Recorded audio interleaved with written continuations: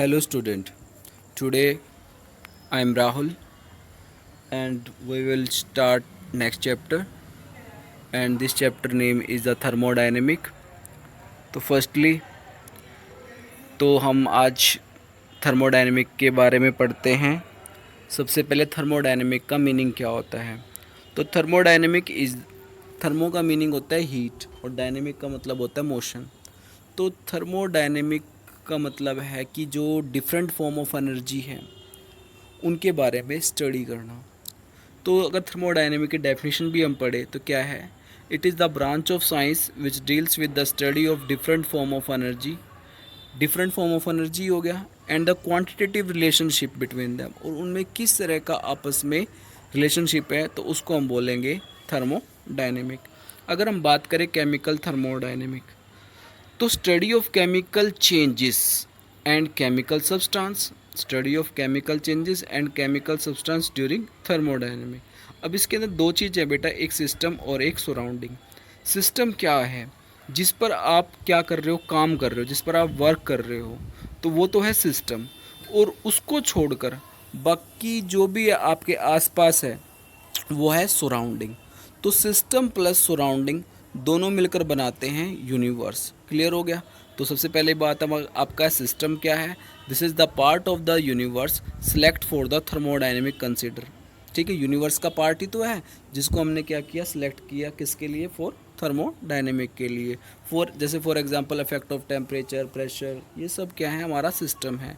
Surrounding क्या है, this is the part of the universe, ठीक है, अदर देन सिस्टम, यानी सिस्टम को छोड़कर बाकी का जो पार्ट है वो क्या है, आपका सराउंडिंग है।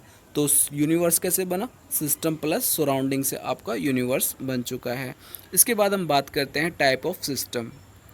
तो टाइप ऑफ सिस्टम क्या है बेटा, तीन टाइप के सिस्टम है, ओपन सिस्टम, क्लोज सिस्टम और आइसोलेटेड सिस्टम।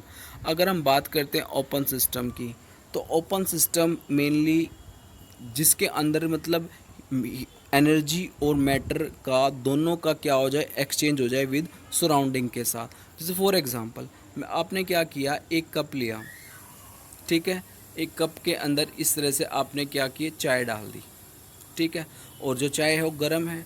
तो अब अगर हम कप को क्या करें, ओपन ले लें, ठीक है, तो ओपन से आप चाय को बाहर निकाल सकते हो, तो हो गया मैटर, और ये होगी यहाँ पे एनर्जी बाहर निकल रही है। तो ये वाला जो सिस्टम होता है जिसमें आप कहते हो कि matter and energy can exchange with surrounding, तो वो होगा आपका ओपन सिस्टम होगा। इसके बाद आप बात करते हैं क्लोज सिस्टम। तो क्लोज सिस्टम में क्या होगा, इसी का आप एग्जांपल ले सकते हो क्लोज कप का, जिसमें क्या होगा, matter can not exchange but heat can exchange with surrounding, उसको हम बोलेंगे क्लोज सिस्टम। आइसोलेटेड सिस्टम क्या होगा बेटा, जिसमें क्या होगा, ना तो मैटर का एक्सचेंज हो और ना ही हीट का एक्सचेंज हो, उसको हम बोलते हैं आइसोलेटेड सिस्टम। जैसे अगर आप क्या करो, टी को क्या करो, प्लेस कर लो किसके अंदर, एक थर्मस फ्लास्क के अंदर। तो जो थर्मस फ्लास्क के अंदर आप क्या करते हो, चाय रखी है, तो वो क्या क्या रहेगी, हमेशा गर्म की गर्म रहेगी जब तक मतलब वो हीट के सराउंडिंग के कांटेक्ट में नहीं आती। तो मतलब उसमें हीट, ना तो हीट का एक्सचेंज कर सकते हो और ना ही आप मैटर का एक्सचेंज कर सकते हो विद सराउंडिंग के साथ। अब बात करते हैं स्टेट वेरिएबल। तो ये कुछ टर्म्स हैं बेटा, ठीक है, तो आपको आनी चाहिए। स्टेट वेरिएबल क्या होती है बेटा, जो ऑब्जर्वेबल प्रॉपर्टी होती है, जिनको आप क्या कर सकते हो, मेज़र कर सकते हो, ठीक है। तो ऐसी प्रॉपर्टी जो आप मेजरेबल होती है, ऑब्जर्वेबल होती है, उनको हम बोलते हैं स्टेट वेरिएबल है। तो the state of system means the condition of the system which is describe in term of the certain observable and measurable property in terms of, जैसे कि जो टेम्परेचर है, प्रेशर है, वॉल्यूम है, etcetera of the system.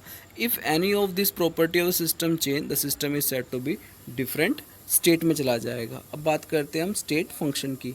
State function क्या होता है बेट, जो आपकी ऑब्जर्वेबल प्रॉपर्टी है, जो आपकी ये ऑब्जर्व प्रॉपर्टी, जिनको आप क्या कर सकते हो, ऑब्जर्व कर सकते हो, मेज़र कर सकते हैं, यदि ये क्या करे, डिपेंड करे किस पे, ओनली इसकी initial state and final state पे डिपेंड करे, ना कि इसके पाथ पे डिपेंड करे, तो ऐसे सिस्टम को हम बोलते हैं स्टेट फंक्शन। तो स्टेट फंक्शन क्या है, these are those properties which depend only on its state of system पे डिपेंड करे, that means initial state and final state do not depend on its path, तो पाथ पे depend ना करे।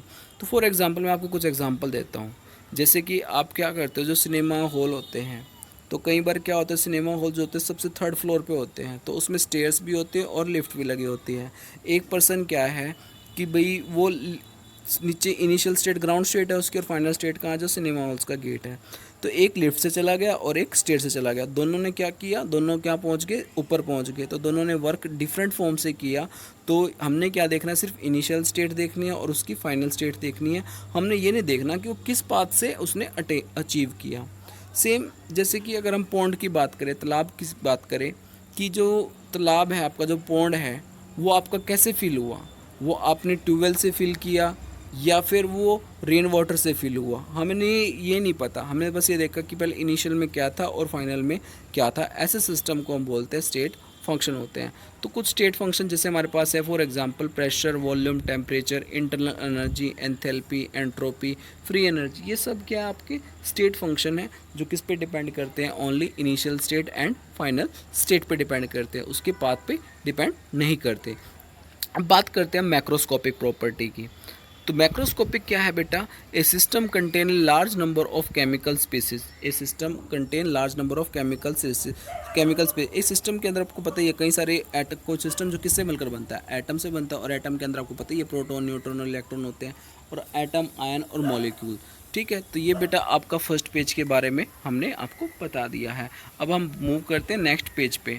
तो नेक्स्ट है ये जो आपका जो अभी पढ़ा हमने मैक्रोस्कोपिक प्रॉपर्टी, बेटा दो टाइप की होती है, एक होती है एक्सटेंसिव प्रॉपर्टी और एक होती है इंटेंसिव प्रॉपर्टी। एक्सटेंसिव प्रॉपर्टी क्या होती है बेटा, जो किस पे डिपेंड करती है, ओनली क्वांटिटी पे डिपेंड करती है, उसके नेचर पे डिपेंड नहीं करती।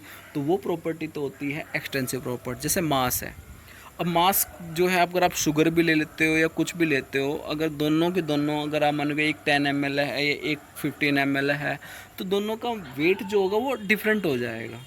ठीक है, तो इसको हम बोलते हैं जैसे मास, तो ये होगी extensive property, those property which depend upon the quantity of matter contain in the system. For example mass, volume, heat, capacity, internal energy, enthalpy, entropy, gives energy, ये सब क्या है आपका एक्सटेंसिव प्रॉपर्टी है। क्लियर हो गया बेटा।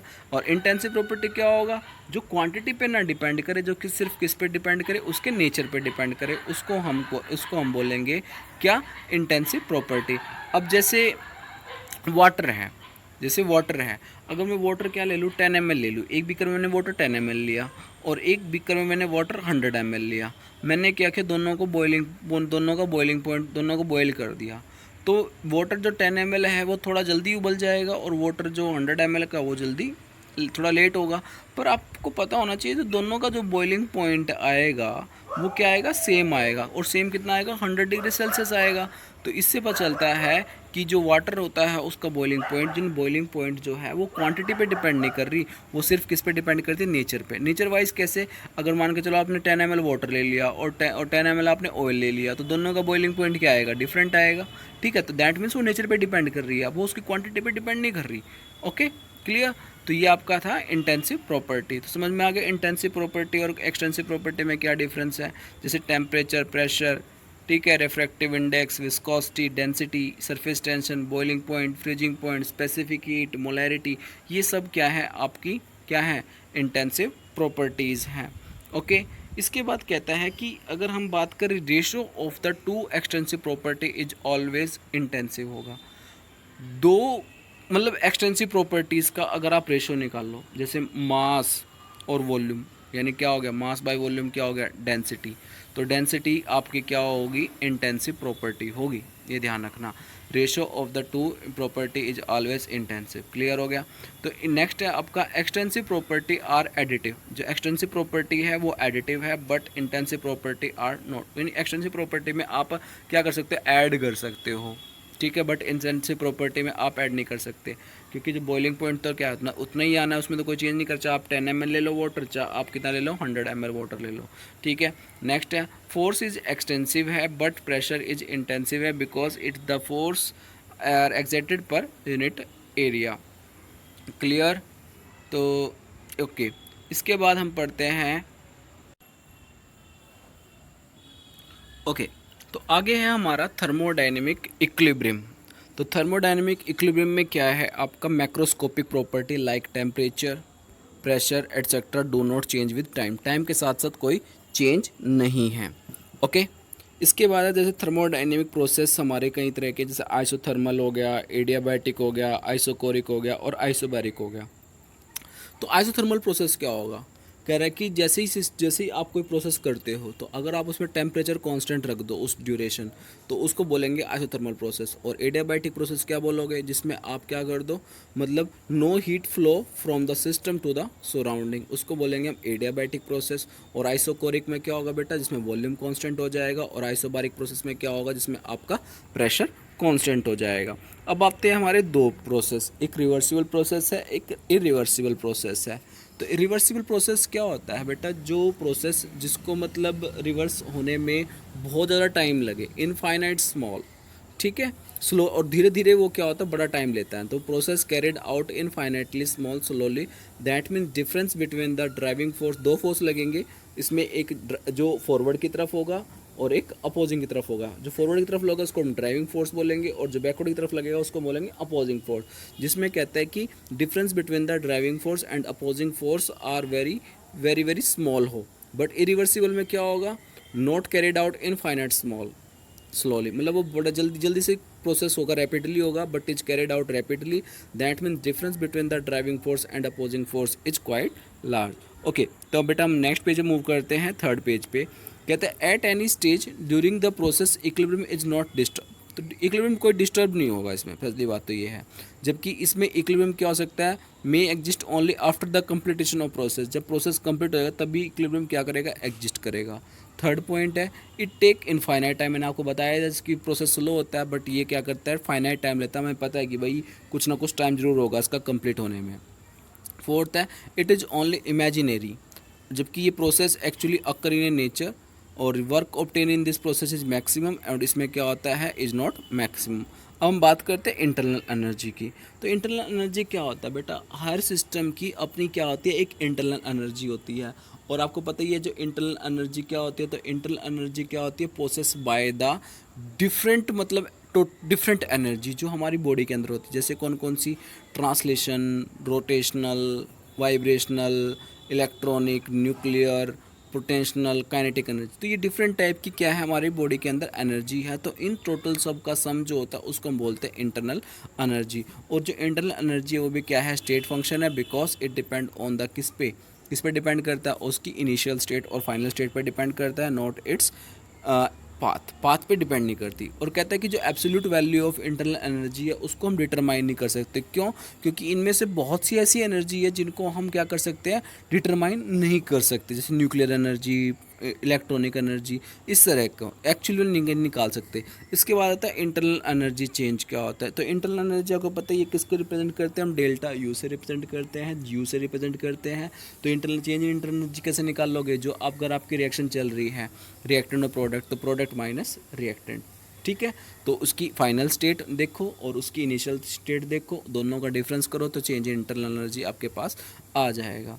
इसके बाद है हमारा है वर्क। वर्क क्या होता है, फोर्स इनटू डिस्प्लेसमेंट। अब दो टाइप के वर्क होते हैं, एक होता है इलेक्ट्रिकल वर्क और एक होता है pressure volume work. Electrical work में जैसे आप मैकेनिकल, इलेक्ट्रिकल वर्क कैसे मैकेनिकल वर्क कह सकते हो। इलेक्ट्रिकल वर्क कैसे निकालोगे, ईएमएफ। ईएमएफ क्या होता है बेटा, इलेक्ट्रोमोटिव फोर्स होता है जो मतलब इलेक्ट्रिसिटी के थ्रू काम किया जाता है, और उसमें आपने कितनी इलेक्ट्रिसिटी प्रोवाइड करी तो वो हो जाएगा इलेक्ट्रिकल वर्क। तो this type of work involve in case of A ionic reaction के अंदर होता है। नेक्स्ट है मेरा प्रेशर वॉल्यूम वर्क है। तो this type of work is involve in A system consisting of A gas enclosed in a cylinder fitted with, हम क्या करते हैं, एक सिलेंडर लेते हैं, हमने क्या लिया हुआ, एक सिलेंडर ले लिया है, ये यहाँ पे आप देख पा रहे होंगे, और इसमें क्या है, फ्रिक्शन लेस पिस्टन लगा दिया है, ठीक है। जो अगर आप बाहर से प्रेशर अप्लाई करोगे तो वो हो जाएगा work done on the system, work done by the system, हम इसके अंदर पढ़ेंगे। तो ये आपको इतना आपको समझ में आ गया होगा। ओके, तो बाकी का जो है ये हम नेक्स्ट क्लास में कंटिन्यू करेंगे। ओके,